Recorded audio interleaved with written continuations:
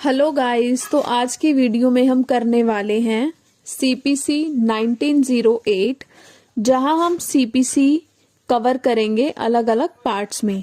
तो सबसे पहले हम करेंगे ज्यूरिस्प्रूडेंस, जिसमें हम पढ़ेंगे सीपीसी के स्ट्रक्चर के बारे में and procedural law and substantive law के बारे में।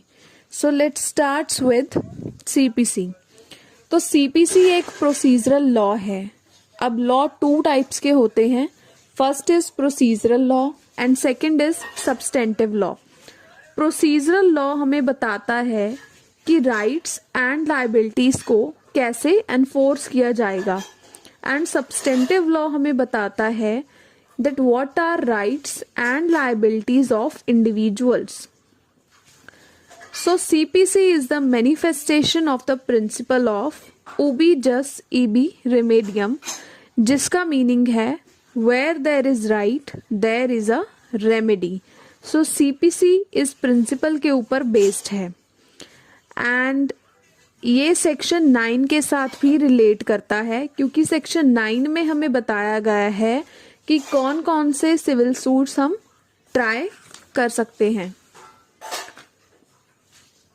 So CPC based on the principle of natural justice odi alteram partem, जिसका मीनिंग है hear both sides so that procedure is fair।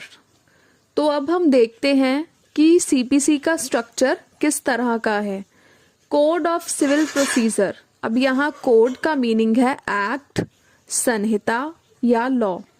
Civil जो वर्ड है वो सेक्शन 9 ऑफ सीपीसी 1908 इस act के तहत हमें बताया गया है meaning of civil.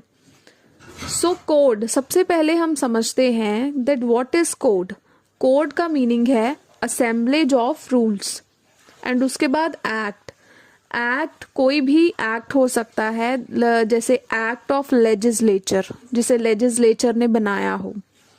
So section 2 clause 1 बताता है code includes rules and rules defined by section 2 clause 18 first schedule and under section 122 and section 125 made by high court. That कौन से रूल्स इसमें बताए गए हैं, ऐसे रूल्स जो सेक्शन 122 में दिए गए हैं या सेक्शन 125 में दिए गए हैं, जिन्हें हाई कोर्ट ने बनाया है।